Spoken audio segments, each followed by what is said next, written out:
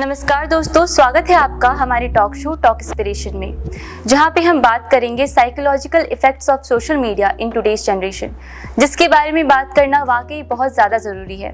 और इसी पे बात करने के लिए आज हमारे साथ हैं जमशेदपुर की जानी मानी साइकोलॉजिस्ट डॉक्टर सुमिता भगत, जिनके पास 30 साल से भी ज़्यादा का एक्सपीरियंस है। Ma'am, welcome to our show. Thank you so much. बहुत ज़्यादा खुशी हुई आपसे मिलकर। सबसे पहला क्वेश्चन जो मैं आपसे करना चाहूँगी कि ये मेंटल हेल्थ होता क्या है? बहुत सारे लोग कंफ्यूज हो जाते हैं साइकोलॉजिस्ट एंड साइकियाट्रिस्ट के बीच में। तो इन दोनों में डिफरेंसेस क्या है और कौन सी चीज बेटर है? सबसे पहले तो मैं बताऊं साइकोलॉजिस्ट और साइकियाट्रिस्ट के बीच में क्या डिफरेंसेस है। साइकियाट्रिस्ट जो होते हैं वो एमबीबीएस करके एमडी करते हैं साइकियाट्री में, तो he is a thoroughly medical person. और जो साइकोलॉजिस्ट होते हैं वो साइकोलॉजी में ऑनर्स एमए करने के बाद 2 साल का एमफिल इन क्लिनिकल साइकोलॉजी कोई भी आपके साइकियाट्रिक इंस्टीट्यूट से कर लेती है तो उनको साइकोलॉजिस्ट क्लिनिकल साइकोलॉजिस्ट कहा जाता है। सो बेसिकली डॉक्टर साइकियाट्रिस्ट जो तो मेडिसिन देते हैं, वो सिम्टम्स देख के ट्रीटमेंट करते हैं, एंड साइकोलॉजिस्ट जो है वो जो भी मानसिक समस्या है, बिहेवियर प्रॉब्लम जो कुछ भी है उसके रूप तक जाती है कि क्या क्यों हो रहा है, क्या इश्यूज है। क्योंकि सिर्फ एक बात से मानसिक तनाव या प्रक्रिया नहीं होता है, बहुत सारी चीज़ें होती हैं जो हमारे आज के जीवन को प्रभावित कर रहा है। और आपने क्वेश्चन और पूछा मानसिक मेंटल हेल्थ। देखिए mental health is parallel to physical health. आपके हम लोग को वेलबींग के लिए, अच्छे स्वस्थ रहने के लिए physical health 50% responsible and mental health 50% responsible. क्योंकि फिजिकल हेल्थ अगर मेंटल हेल्थ हमारे कहीं ना कहीं डिस्टर्ब है तो हमारी फिजिकल हेल्थ भी डिस्टर्ब होता है। और बहुत सारे शारीरिक बीमारियां हैं जो साइकोलॉजिकली ओरिजिनेट होता है, जैसे आपके blood pressure, blood sugar, heart की प्रॉब्लम्स, गैस्ट्रोइंटेस्टाइनल प्रॉब्लम्स, ये सारी चीज़ का रूट कॉज आप देखो तो ये साइकोलॉजिकल। तो मैम ये जो साइकियाट्रिस्ट है तो ये बेटर है या फिर साइकोलॉजिकल थेरेपी बेटर है लोगों के लिए जो सफर कर रहे हैं? दोनों की जरूरत है, दोनों की जरूरत है। अगर ये बिहेवियर प्रॉब्लम है तो साइकोलॉजिस्ट अकेले उसको हैंडल कर सकती है, लेकिन बहुत सारे मानसिक बीमारियां हैं, बड़ी बड़ी बीमारियां, मानसिक स्किज़ोफ्रेनिया, बाइपोलर, डिप्रेशन, तो ये सब में क्या होता है कि हमारे जो न्यूरोकेमिकल्स में चेंजेस आने के चलते ये सब बीमारियां होती है ट्रांसमिटर में, तो इसको मेडिसिन से ही कंट्रोल किया जाता है। अगर सही आपको ट्रीटमेंट कराना है तो ये सब बीमारियों में तो साइकियाट्रिस्ट की मदद लेना है और साइकोलॉजिस्ट को भी, क्योंकि साइकियाट्रिस्ट आपके मेडिसिन पार्ट को टेक केयर करेंगे। तो लेकिन जो उसके साथ साथ एक पर्सनालिटी में काफ़ी इनसिक्योरिटीज आ जाती है मानसिक बीमारी के कारण, सेल्फ कॉन्फिडेंस की कमी आ जाती है, तो ये सब चीज़ों को एक साइकोलॉजिस्ट टेक केयर करते हैं। तो मैम ये स्ट्रेस और एंजाइटी दोनों क्या एक दूसरे से सिमिलर हैं? मतलब बहुत लोग कहते हैं कि स्ट्रेस हो गया है, पढ़ाई का स्ट्रेस है, तो क्या उससे एंजाइटी भी हो सकती है? देखिए स्ट्रेस जो होता है ना, ये कोई भी हमारा normal physical reaction to any change situation और एनी डिमांडिंग चैलेंजिंग सिचुएशन होता है। तो जैसे एग्जाम है तो स्ट्रेस आएगा तभी हम पढ़ेंगे, तो नेचुरली हमारा आउटपुट अच्छा होगा, रिजल्ट्स अच्छा होगा। और स्ट्रेस का जो नेगेटिव एस्पेक्ट होता है उसको हम लोग डिस्ट्रेस बोलते हैं। तो डिस्ट्रेस में जब हम जाते हैं तो हमारे अंदर साइकोलॉजिकल एंड फिजिकल रिएक्शंस होता है जो डैमेजिंग होता है, वो हमें एंजाइटी देता है। तो मैम ये डेंजरस है एंजाइटी, डिप्रेशन? एंजाइटी आज के दिन में मैं तो बहुत दिनों से प्रैक्टिस कर रही हूँ, लेकिन ये पिछले कुछ सालों से जब से मुझे लगता है एंड्रॉयड आ गया हमारी लाइफ में, एंजाइटी बहुत बढ़ गया। और 70% of the student population, specially graduation, post graduation suffering, तो इनके क्या होता है, एंजाइटी होने से हमारे साथ कुछ फिजिकल इश्यूज भी चालू हो जाता है, जैसे हार्ट की इश्यूज हो सकती हैं, आपके blood pressure, high blood pressure, क्योंकि हम ज़्यादा एक्सरसाइज होते हैं, फिर ब्लड ब्लड बहुत ज़्यादा ना धड़कने लगता है, ओके, जिसको धड़कना होता है ना, फिर आपके गैस्ट्रोइंटेस्टाइनल प्रॉब्लम सब मोस्ट कॉमन जो होता है। तो जो भी आपका एसिडिटी हो, गैस्ट्राइटिस हो, ये सब IBS ये सब होता है, irregular bowel syndrome IBS, okay. ये सारी चीज जो है टेंशन रिलेटेड है, एंजाइटी रिलेटेड। और बच्चे को मैं देख रही हूँ आजकल बहुत पैनिक कर जाता है रहते रहते। जब पैनिक हो जाता है, पैर ठंडा हो जाता है, हार्ट बीट्स वेरी फास्ट, तो घर वाले क्या करते हैं, लेके इमरजेंसी जाते हैं। मुझे तो लगता है एवरी नाइट टीनेज में तो केसेस आता ही है पैनिक अटैक का। फिर वो इंजेक्शन देते, सर्जरी करते, फिर बोलते साइकियाट्रिस्ट को दिखाओ। क्योंकि लोग घर वाले क्या सोचते हैं कि ये कार्डियक अरेस्ट होने जा रहा है या कार्डियक इश्यूज है, क्योंकि हार्ट बीट बहुत बढ़ जाता है और वो सांस नहीं ले पाते हैं, जो पेशेंट सांस लेने की दिक्कत होती है। कई दफा उन्हें लगता है कि हमें अस्थमा की दिक्कत होगी। एस्थमा का भी होता ही है, तो फिर सोचते हैं लोग। तो ये हेवीनेस इन चेस्ट, हाथ पैर ठंडा पड़ जाना या बहुत स्वेटिंग हो जाना, ये सारे पैनिक अटैक का आपके लक्षण है।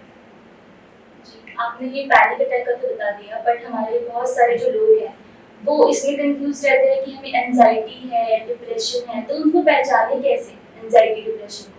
एंजाइटी और डिप्रेशन, देखिए they are the two faces of the same coin. Depression anxiety के साथ आता है और डिप्रेशन है तो एंजाइटी होगा। डिप्रेशन एज ए डिजीज वो अलग है, मैं उसके बारे में अभी चर्चा नहीं कर रही हूँ। मैंने बोला ना कुछ साइकोलॉजिकल डिजीजेस होती है जिसके लिए हमें मेडिसिन की जरूरत होती है। तो क्लिनिकली अगर कोई भी पर्सन 7-8 दिन घर के अंदर रहता है, लाइट्स ऑफ कर देगा, बात नहीं करेंगे, टीवी नहीं देखेंगे, सोशल मीडिया से दूर रहेंगे, खाना नहीं खाएंगे, तो उस सिचुएशन में उसको हम लोग कहते हैं क्लिनिकल डिप्रेशन। उस समय उनको कोई भी एक्सपर्टिस्ट को दिखाना होगा, या तो साइकियाट्रिस्ट या साइकोलॉजिस्ट। लेकिन जो आम डिप्रेशन होता है ये तो बहुत कॉमन है। मूड स्विंग तो आपके भी होता है, मेरे भी होता है। मूड स्विंग जो है ना, is a very common things. इसके लिए कोई कारण भी नहीं होता, कभी-कभी हार्मोनल होता है, बिकॉज आप लड़की हो, आप समझ रही हो, प्री मेंस्ट्रुअल, पोस्ट मेंस्ट्रुअल, ये सारे हार्मोनल होता है। तो ये डिप्रेशन लो हो जाना होता है, actually that is not depression. Low mood, loss of appetite, disturb sleep, ये तो आपकी फिजिकल चीजें हो रही है। लेकिन जो साइकोलॉजिकल इश्यूज होती है इसके रिलेटेड, जो लॉन्ग रन वो कहीं ना कहीं आपको अफेक्ट करता है, वो हो गया आपका इनसिक्योरिटीज, फियर ऑफ अननोन, पता नहीं क्या होगा, एग्जाम क्या होगा, नेगेटिव थॉट्स, ओवरथिंकिंग। एक ही चीज में आप बार बार सोचती हो और वो लूप के अंदर घुसते रहती हो, उसे निकालना मुश्किल होता है। एक जो थॉट आपके अंदर आ गया ना, उसी में आप लूप पे घूमते रहो। And ये वही ओवरथिंकिंग को कहता है, related things. And overthinking mostly takes shape of negative thinking. तो मैम ये ओवरथिंकिंग को कम कैसे किया जा सकता है? मैं मुझे भी 2-3 पॉइंट्स और बताना था, ठीक है? उसके बाद ऐसे को ये सारे बता दिए। उसमें आपका सबसे ज़्यादा जो प्रॉब्लम होता है, even sometime short term memory loss, भूल गए कहाँ रखे थे, पता नहीं, मैंने पढ़ा लेकिन पता नहीं। And there is problem of focusing, मैं फोकस नहीं कर पा रही हूँ, मुझे ये सब्जेक्ट को अभी खत्म करना है, कल मेरा पेपर है, लेकिन एकदम फोकस नहीं कर पा रहे, बहुत डिस्टर्ब हो जाएगा। तो ये सारे जो इश्यूज होती है, ये आपको रिलेटेड टू एंजाइटी। एंड इसके लिए आप साइकोलॉजिस्ट को जाओ, तो 2-3 सीटिंग में शी टेक्स केयर एंड आपके सारी समस्याएं हल हो जाती है। और आप अगर साइकियाट्रिस्ट को जाओगे ये कंडीशन लेके, तो वो आपको जो मेडिसिन देंगे, वो एक देते हैं एंटी एंजाइटी, एक एंटी डिप्रेशन। तो ये दोनों टेक केयर हो जाता है, but that is a temporary solution. Medicine is a temporary solution, not a permanent इलाज। उससे हेल्थ कॉजेस भी हो सकते हैं आगे जाके। नहीं, देखिए सबसे बड़ी बात है, आपको एक चीज दिमाग में क्लियर कर लो, साइड इफेक्ट्स ऑफ मेडिसिन तब होगा जब उस मेडिसिन की मेरी जरूरत नहीं है। एक छोटी सी एग्जांपल दे रहे हैं, अगर सामने मुझे काटा, ओके, केमिस्ट ले जाए तो क्या करेंगे, एंटीवेनम इंजेक्शन देंगे, that is saving my life. वही एंटीवेनम इंजेक्शन अगर आपको दे दिया जाए तो आप वहाँ में चली जाओगे, समझ रही हो ना? अगर मेडिसिन जो भी बनाया जाता है तो take care of that disease, जो हम बोल रहे थे ना कि न्यूरोकेमिकल्स में प्रॉब्लम होते हैं, सेरोटोनिन, डोपामिन, ये सब चीज़ों को टेक केयर करने के लिए मेडिसिन दिया जाता है और डॉक्टर्स का काम है मेडिसिन देना and he helps of course. और मुझे लगता है जब भी प्रॉब्लम हो आप साइकियाट्रिस्ट, साइकोलॉजिस्ट जो भी अवेलेबल हो जरूर, तो 2-3 महीना आप दवाई ले लोगे तो कोई प्रॉब्लम नहीं है, ठीक हो जाएगा। तो अभी हमारी जो आज की जनरेशन है वो ज्यादातर ये जानना चाह रही है कि सोशल मीडिया किस प्रकार उनको इफेक्ट कर रही है एंड उसको किस प्रकार कम किया जा सकता है।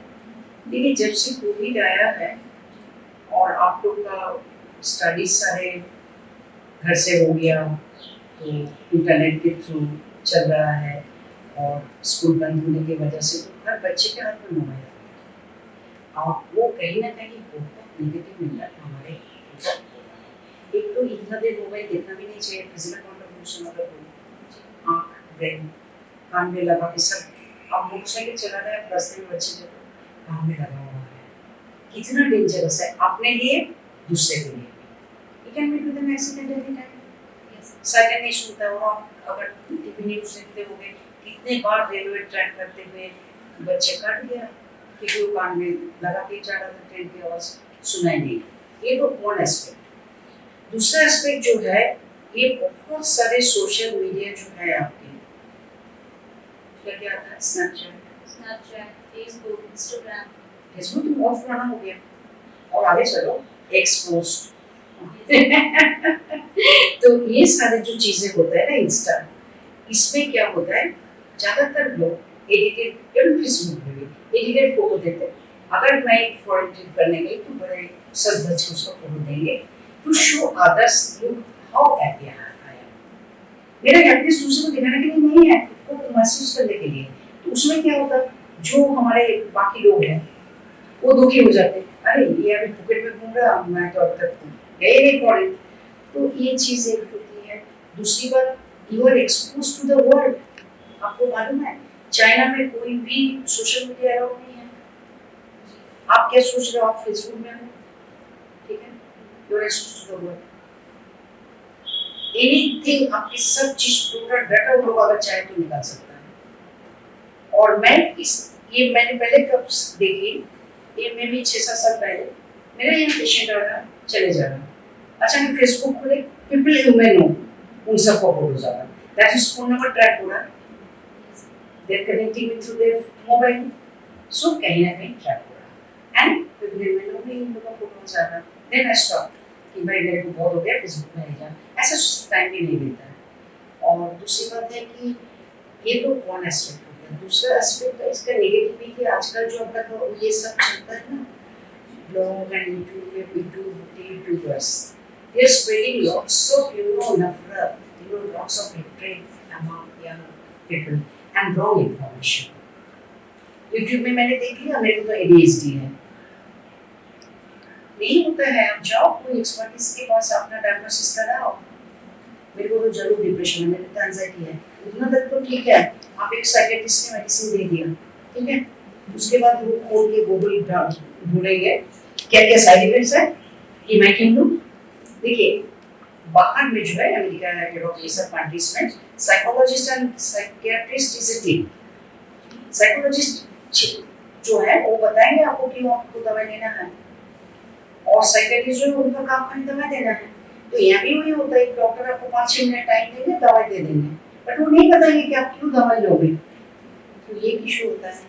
और सोशल मीडिया ऊपर से अभी आप देख रहे हो इतने सारे, एकदम लेटेस्ट में बता रही हूँ कितने पाकिस्तान का सब एजेंट पकड़ा जा रहा, ब्लॉगर्स,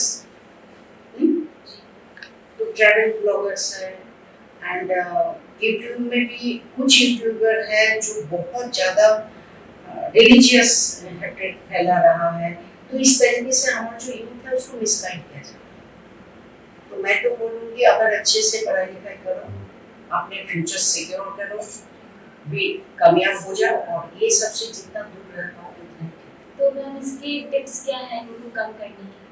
टाइम फिक्स कर दो, मुझे सिर्फ 2 घंटा मोबाइल के साथ रहना है। मैं जैसे मेरे पास जो भी बच्चे आते हैं स्कूल का स्पेशली 9, 10, 11 मैं टाइम दे देती हूँ कि आपको 3 से 5 मिलेगा या 6 से 8 मिलेगा। आपने अपना आप टाइम दे दो, आपके टाइम के हिसाब से आपके टाइम से और मोबाइल जो है आपके पास नहीं रहेगा, क्योंकि क्या होता है ना, इट्स लाइक ए नशा, एडिक्शन।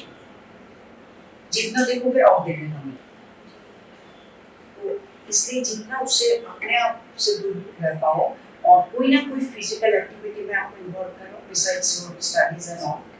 उसमें वॉकिंग, रनिंग, जॉगिंग, तो सबसे ज़्यादा मतलब बिना पैसा खर्चा करके एक्सरसाइज है तो ये तीनों है। उसके बाद जिम कर सकते हो, योगा कर सकते हो, तो ये सब आपके लाइफ में ना एक डिसिप्लिन लाएगा।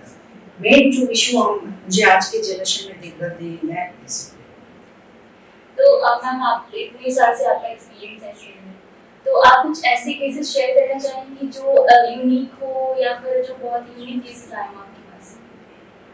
हाँ, बहुत यूनिक केसेस तो काफ़ी आते हैं, और हमारे एक सबसे बड़ा जो आप बोल सकते हो प्रोफेशनल रिलीजन है कि हम लोग किसी का नाम डिस्क्लोज किसी से नहीं करते। कॉन्फिडेंशियलिटी बहुत बड़ी बात होती है। इंटरेस्टिंग केसेस है, और उसमें एक बहुत बड़े डॉक्टर हैं, उनको डायग्नोसिस किया ये लोग कि बट ही वाज नॉट, ठीक है। वो कभी कभी जाते थे, अल्कोहल लेते थे, और जिस दिन ले लो 3-4 घंटा ले लो। तो ये बहुत सालों से चल रहा था। कि मेरे पास जब आए, मैंने केस को देखा तो देखा नहीं, he has some other issues, he has some disease, ठीक है। बट फिर मैंने साइकोलॉजिस्ट से बात करके हम दोनों रिपोर्ट करके बोलते हैं कंप्लीटली ठीक हो। तो इस तरह का रॉन्ग डायग्नोसिस हो जाता है कभी कभी। देखिए, आज हमारी लाइफस्टाइल जो हो गया ना, बहुत डिस्टर्ब है। सभी कोई दौड़ रहे हैं, we all are running in the rat race। आप पढ़ाई बोलो, नौकरी बोलो, नौकरी सर्विस में इतने ज़्यादा प्रेशर, जितने पढ़ोगे ग्रेजुएशन में नहीं होता है, फिर MBA करो, MA करो, और पैसा बढ़ता है, उसके साथ साथ काम का प्रेशर भी बहुत बढ़ता है। तो मैंने ज़्यादा इधर में जो देखा, हस्बैंड और रिलेशन बहुत डिस्टर्ब है, बहुत अवॉइड, दोनों थक के शाम को घर आते हैं, छोटी छोटी बातों में झगड़े, छोटी छोटी बातों में एक बार पहुँच जाना, और हम बहुत इम्पेशंस हो रहे हैं आजकल। तो ये हर रिश्तों को डिस्टर्ब कर रहा है। और मुझे लग रहा है इवन पेरेंट्स भी जो है, पेरेंट्स को जितना सहनशील होना चाहिए बच्चे को लेकर के, शायद उतना नहीं है। एक्सपेक्टेशन बहुत ज़्यादा है। किसी और को 90% आएगा तो मेरे बच्चे को 85 कैसे आएगा? तो सबको IT करना है, सबको नीट करना है, तो कहीं बच्चों पे आपने एक बार एंजाइटी वाला बात पूछा था ना, एंजाइटी मैंने बोला बचपन से हम डालते कंपटीशन दौड़ना है, और ये चीज़ हम भूल जाते कि सबके इंटेलिजेंस एक नहीं होता, मानसिक मेंटल एबिलिटीज जो होता है बराबर नहीं होता है। तो ये सारी चीज़ को नज़रअंदाज करके हमें खानी चाहिए सक्सेस एंड मनी स्लोली। और मुझे जो लग रहा, मैं इतने सालों से प्रैक्टिस कर रही हूँ, लेकिन पिछले 15 साल से आपके साइकोलॉजिकल केसेस बहुत बढ़े हैं, स्पेशली एंजाइटी, डिप्रेशन।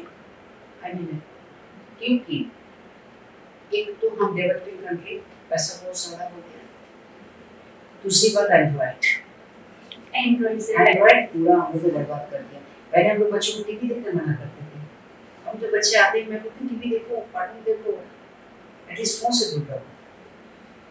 और इसमें देखिए थोड़ी सी नेग्लिजेंसी गड़बड़ी होता है। मैं कभी देखती हूँ, जैसे मेरे पास कोई केस है, छोटी बच्ची है, पीछे चेयर में उसको मोबाइल थमा के बैठा और मैं राइम्स देख रही, अभी तो राइम्स देख रही, कुछ दिन बाद ठीक है वो और कुछ देखेंगे। 12-14 साल होने पर वो क्या क्या देखेंगे आप नहीं जानती। इतने साइट्स अवेलेबल है, और चॉइस करना मुश्किल है, क्योंकि बच्चे का दिमाग जो है तो आफ्टर मीनोसेस होते हैं ना। और एक चीज हमेशा याद रखना कि ऑलवेज नेगेटिविटी अट्रैक्ट्स।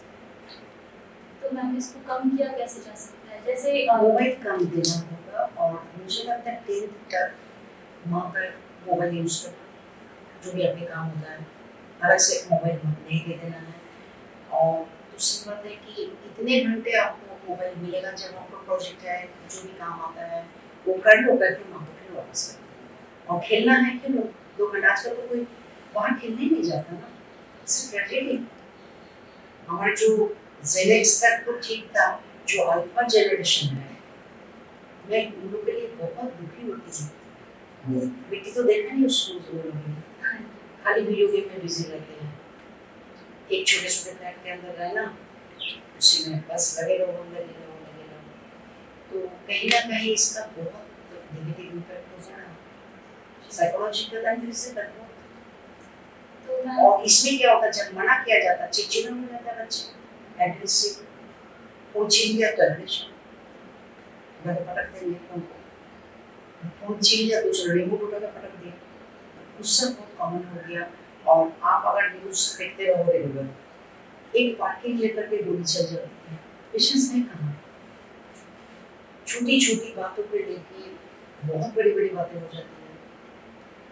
तो नेगेटिविटी, एग्रेशन, इम्पेशंस, ये सब जो ना हमको लगता है अब नेशनल कैरेक्टर होते जाएगा लोगों का, स्पेशली यूथ में। तो ये सब से दूर रहने के लिए योगा करना होगा। और सबसे बड़ी बात है कि अगर डेली आपने आधा घंटा अपने आप को दे दो, या तो जिम में जाओ, फिजिकल एक्टिविटी करो 1 घंटा के लिए, तो इससे कहीं ना कहीं मदद होती है। इसका ज़्यादा योगा नहीं, डॉक्टर भी योगा, एनी फिजिकल एक्टिविटी, मैं बायस नहीं हूँ, मैं ये नहीं बोलूँगी यही अच्छा है। अगर मैं योगा करती तो आपको क्यों बोलूँ, मैं जिम नहीं जा सकती, मैं योगा करूँगी, आप यहाँ आप जिम जाओ, कुछ नहीं करो, रनिंग करो, best exercise, and in return पे sitting money for that, jogging करो, वॉकिंग करो, कुछ ना कुछ फिजिकल एक्सरसाइज एक 24 घंटा में 1 घंटा आपको रखना होगा। And proper food, pizza pasta से पेट मन भर सकता, पेट नहीं भरता, ठीक है। और रोज की ये नहीं होना चाहिए, वीकेंड एक दिन आप बाहर खाओ, इट्स ओके, बट बाकी दिन जो है घर में बने हुए दाल चावल सब्जियां यही सब खाओ, मिल्क प्रोडक्ट्स रखो, डेयरी प्रोडक्ट्स, दूध छाछ दही वगैरह। तो ये सब से क्या होता है, फिजिकल हेल्थ भी अच्छा रहेगा, एंड फिजिकल हेल्थ अच्छा रहेगा, मेंटल हेल्थ भी अच्छा रहेगा। 2 सिक्कों के एक पहलू। एक सिक्कों का 2 पहलू है। और क्या होता है ना कि देखो, अगर सोचो आपके हेडेक हो रहा है, समय से माँ को रहा है, नहीं खाना नहीं करना, मैं मुझे रेस्ट करने दो, सर दर्द हो रहा, आपकी कोई दोस्त आ गई, चलो हम लोग को ना बहुत अच्छा मूवी लगा है, चलना है, तुरंत आप उठ के चली जाओ, तैयार हो गए। So psychological health is more, psychological health is more important. आप देखो, बिकॉज आपको खुशी हुई कि फ्रेंड है, फ्रेंड के साथ चलो हम लोग या खाना खाने जाते हैं, या कॉफी पीने जाते हैं, या मूवी देखने जाते हैं, तो आपके सारे मूड चेंज हो गया, सर दर्द फूट गई। और अकेले रहते तो सर दर्द की आप लेके रहती, तो दोनों एक दूसरे का परिपूरक होते हैं, हम लोग कॉम्प्लीमेंट्री टू ईच अदर, ऐसा नहीं है, और ये टेक केयर ऑफ होता है।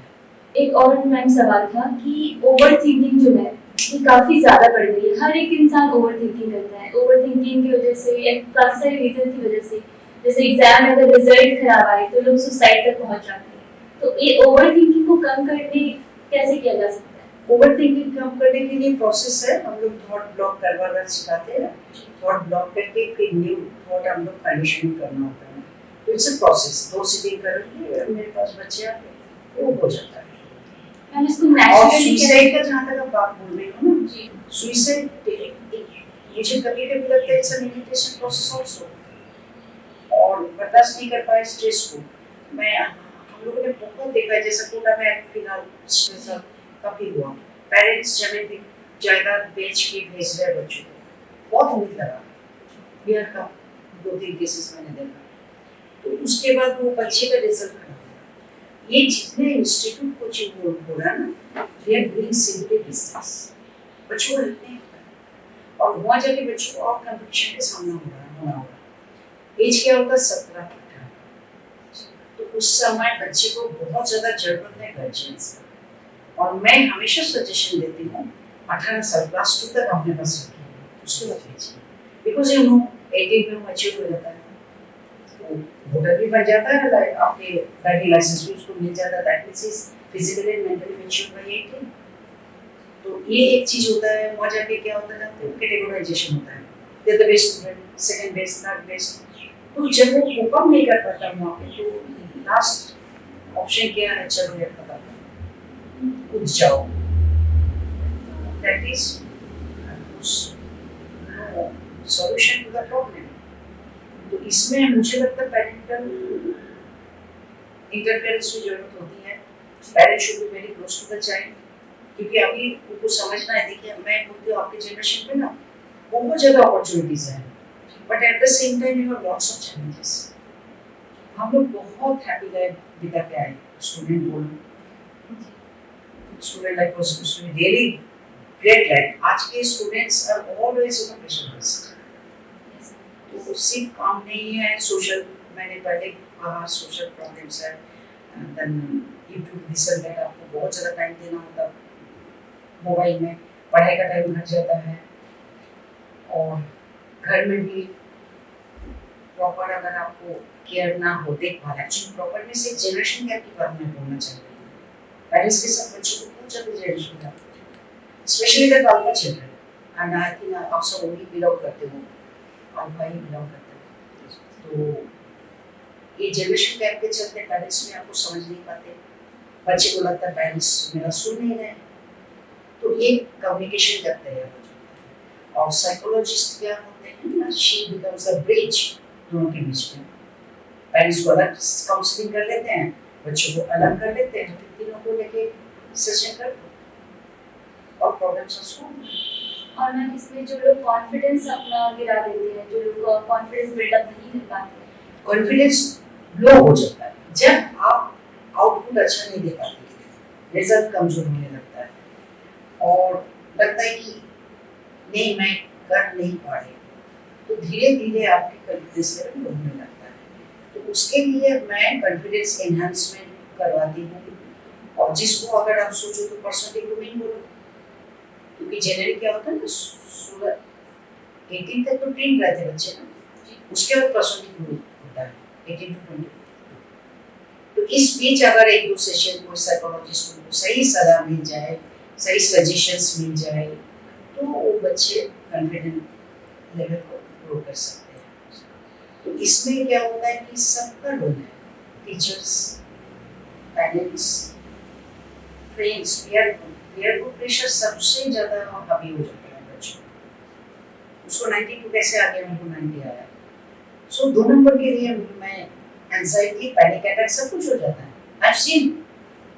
और आप बिलीव करोगे, जहाँ यहाँ से जमशेदपुर से उसको भेज दिया गया Hyderabad, she has become very normal, यार रोज पैनिक अटैक होता था, क्योंकि यहाँ पे क्या है ना, 10-12 स्कूल्स ऐसे हैं जिसका स्टैंडर्ड इज वेरी हाई, और इसके साथ कोप अप नहीं कर पाते तो प्रॉब्लम होती है।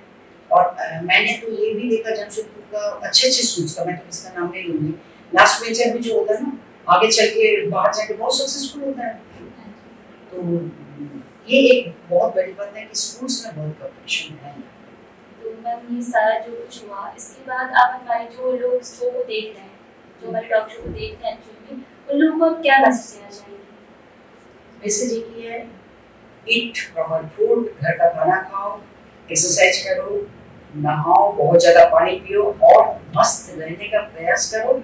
जितना दूर हो सके आप मोबाइल से दूर रहो, YouTube, blogs and other medias, Snapchat, क्योंकि ये सब जो है, ये सब से आपके बहुत नेगेटिव इम्पैक्ट कहीं ना कहीं होता है। इवन जानते हो हस्बैंड वाइफ की रिलेशनशिप बर्बाद होता है इसके चलते, क्योंकि वो डाउट्स कहीं तैयार हो जाता है। आपने फेसबुक में एक फोटो डाल दिया, 10 लाइकिंग आ गया, आपके घर वालों को पसंद नहीं हो रहा, इस तरह की चीज़ें तो बहुत होती है, कॉमन हो गया।